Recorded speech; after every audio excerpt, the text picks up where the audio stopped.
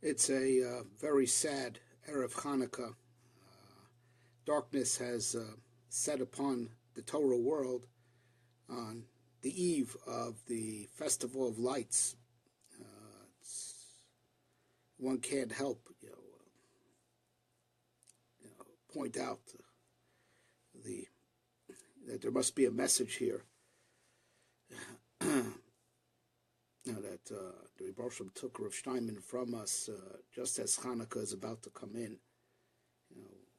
probably explaining the nature of the darkness that needs to be combated with the light of Chanukah. I'm sure everyone has already made the association that Torah is called light, ki ner mitzvah v'Torah or, and losing a gadol b'Yisrael is an extinguishing of the ner mitzvah, the light of Torah, the candle of Torah. Ner mitzvah refers to the Torah Sheba'al Peh. The Gaon says ner mitzvah is Torah Sheba'al Peh, and Torah or is the Torah Shebechsav. Just like ner is also the soul. Ner Hashem nishmas adam. The Torah Sheba'al Peh is carried in the Klal Yisrael, in the people of Klal Yisrael, and embodied by the Gedolei Yisrael.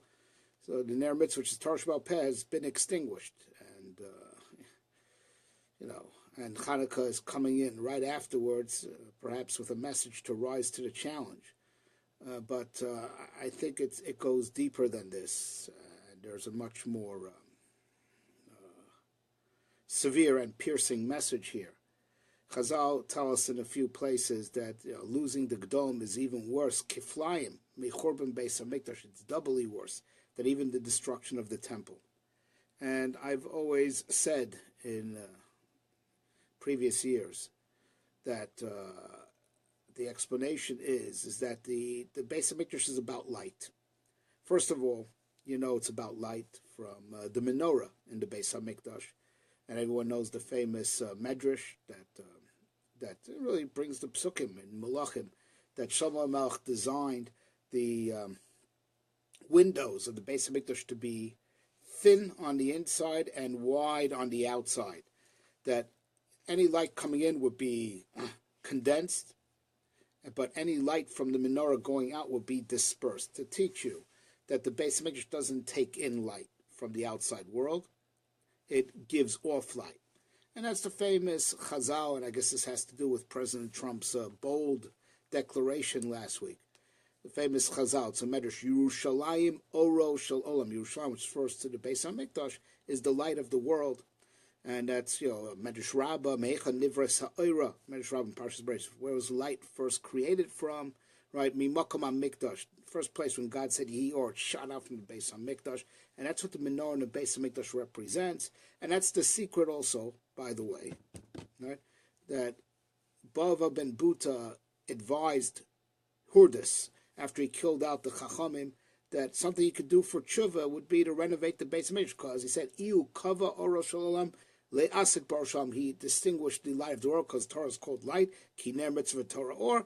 So, be osek in the oro shal olam, be osek in the light of the world, which is the Beis Hamikdash. So you see, the Beis Hamikdash, has a theme of light, which is a theme of Torah, right? And we know back in the old days, the grand rabbinical court of 70, the Beis Din girls sat on Har HaBayis, right? That was their place. That was the place of Torah Sheba'al Peh. But here's the difference, right? That's the similarity and where the two intersect. But here's the difference, right? That the leaders of the generation are not just called candles. They're called Einei Ha'eda. They're called the eyes. They're called the eyes of the generation. Imeina Eda in Chumash refers to the Sanhedrin. Right? The eyes, right? They're not just light, they're eyes. And you know what the difference is, right? When we lost the Beis Hamikdash, we lost light. We're in darkness. We may be in darkness, but we're not blind. So we know two things. Number one, the eyes, we know from experience, adjust to darkness, and the eyes could stretch themselves to get by with minimal light, and that's why we've been surviving since Chorban HaBayis. That we have gotten by. It's not the same. Nothing's the same like having the Sanhedrin, the Beis Din Agadol in Har HaBayis, But we did get by with the Mishnah, with the Talmud, and all the other books that were written.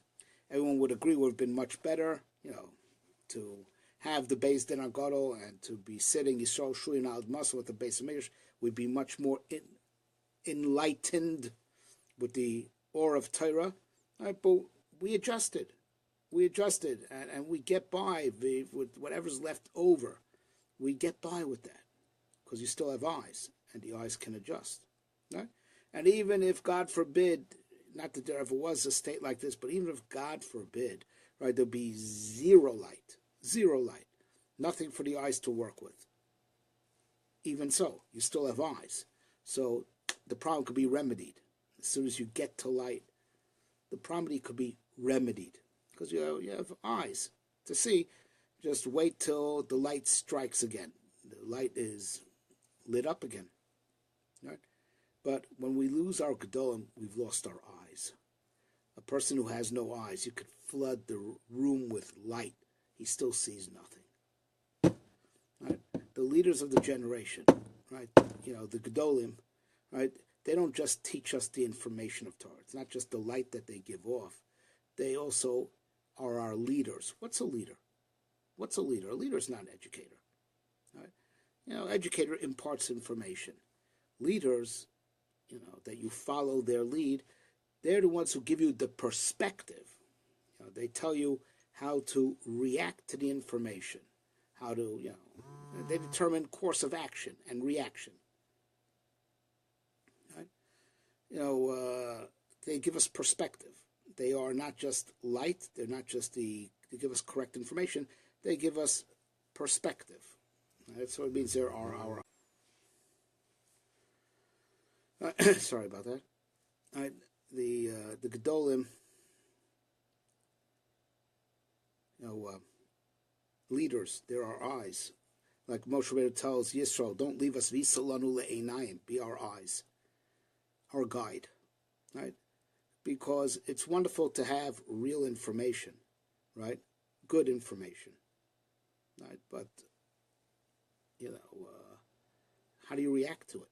How do you process it? How do you evaluate, right?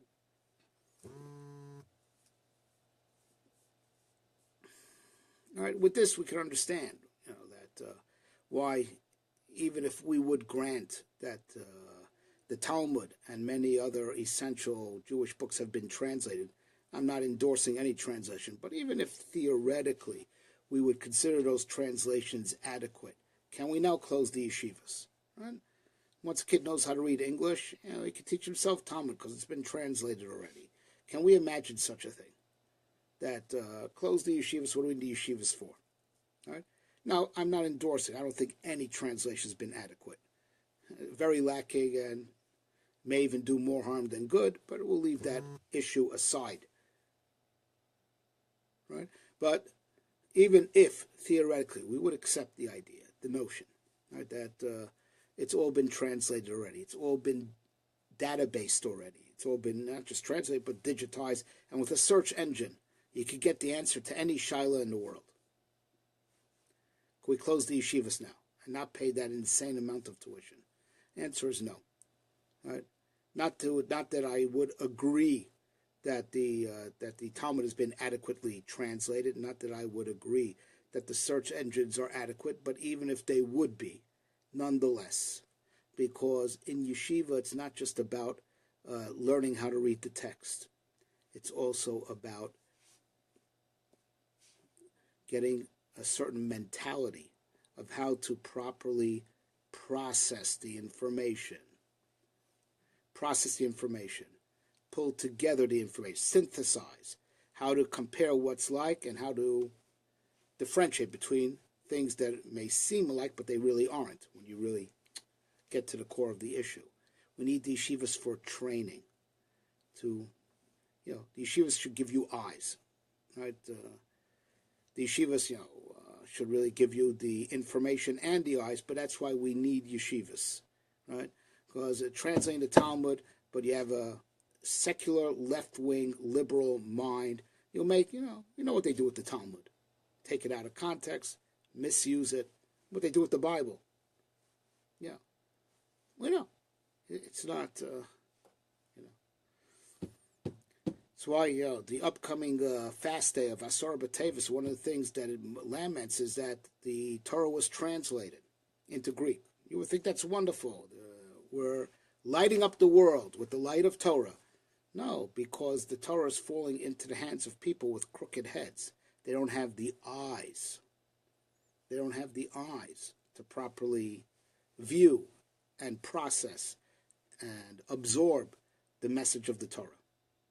All a matter of perspective. Right? Even the most real news, to the corrupted eyes, could have the wrong effect. Right? So it comes out like this, the struggle that we have, right, with the outside world, right, and what's going on in humanity today is a dual struggle. It's, of course, truth versus the fake news, right, truth versus falsehood, but there's also mentality. The kids in left-wing liberal universities are not just getting disinformation. Their heads are being screwed up, fundamentally.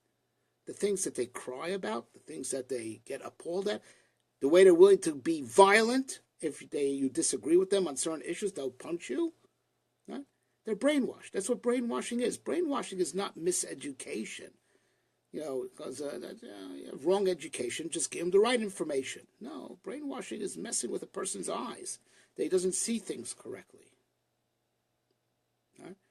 And the battle between us and the secular world, us and the outside world, between the right and the left, right, is not just one of true information versus the fake news, right?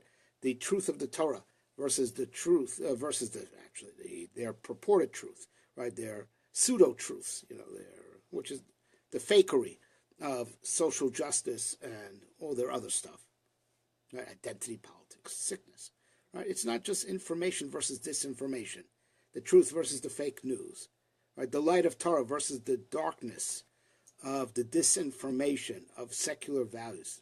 That's one aspect of it.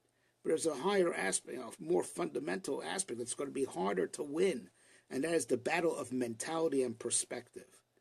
Right? Because two people could look at the same incident, right, and where there's not going to be any type of controversy as to what exactly transpired. One guy is from the right, the other guy is from the left, and they're looking at the same thing at the same time, and one will see it as a wonderful thing, one will see it as a terrible thing. Mentality. Eyes. Different eyes.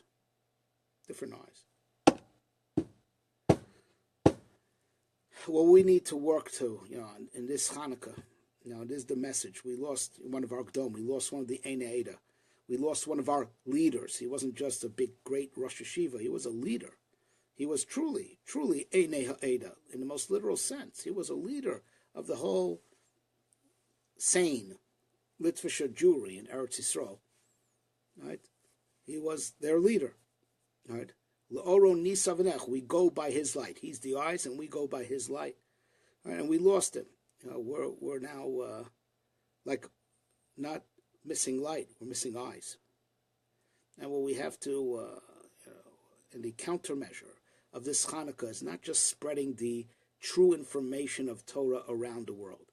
True information, right, that falls into, the clutches of people with crooked heads, right? Eyes that are tainted, that are cataract with leftist agendas. That true information is, God forbid, it's like Chazal said, lo zacha naso sama mavis. If a person is not worthy of the Torah that he learns, that Torah itself could become poison because it gets misused. Right? We have to, as we light the menorah, we have to daven not just that the light of Torah should permeate the world and dispel the darkness of the fake news, right?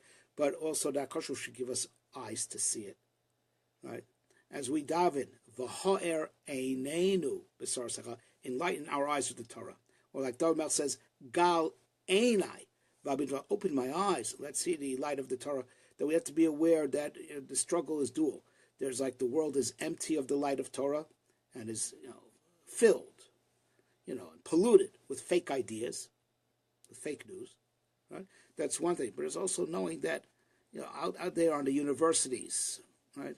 They've already, and in Hollywood, they've created already a few generations of people with irreparably crooked heads, and crooked perspective, that any even piece of truth gets warped and used for their preconceived notions and evil agendas. All right, we have to, daven to HaKadosh Baruch Hu, not just to make the light of Torah shine, because that's not enough.